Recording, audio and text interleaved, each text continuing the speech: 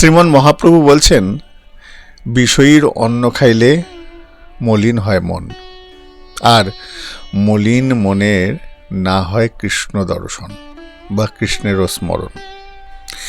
এখন বিষয়টা হচ্ছে এরকম, ভালো করে মন দিয়ে শুনবেন।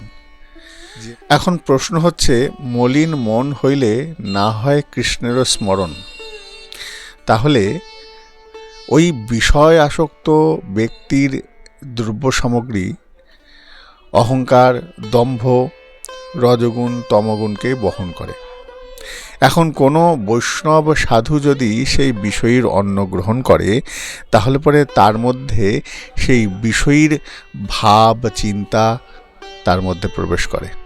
আসলে যদি কোনো বৈষ্ণব সাধু ওই বিষয়ের কোনো দ্রব্য গ্রহণ করেন, বিষয়ী ব্যক্তির কোনো দ্রব্যাদি তিনি গ্রহণ করেন বা আশ্রয় করে, তাহলে পরে তার যে গুণ, যে ভাব, যে আচরণ, সেগুলো ওই বৈষ্ণবের মধ্যে সংক্রামিত হয়, অনেকটা ব্যাধির মতো, রোগের মতো সংক্রমিত হয়। ওই বিষয়ী ব্যক্তির দ্রব্যসমূহ, দূষিত দ্রব্যসমূহের গ্রহণে বৈষ্ণবের কি হয়, ওই সাত্ত্বিক প্রবৃত্তিটা আস্তে আস্তে তম ও রজগুণ দিয়ে আচ্ছাদিত হয়ে যায় এবং কি হয় না, চিত্তটা মলিন হয়ে যায়। তাই মহাপ্রভু বললেন, বিষয়ীর অন্ন খাইলে মলিন হয় মন, আর মলিন মন হইলে না হয় কৃষ্ণের দর্শন বা কৃষ্ণেরও স্মরণ।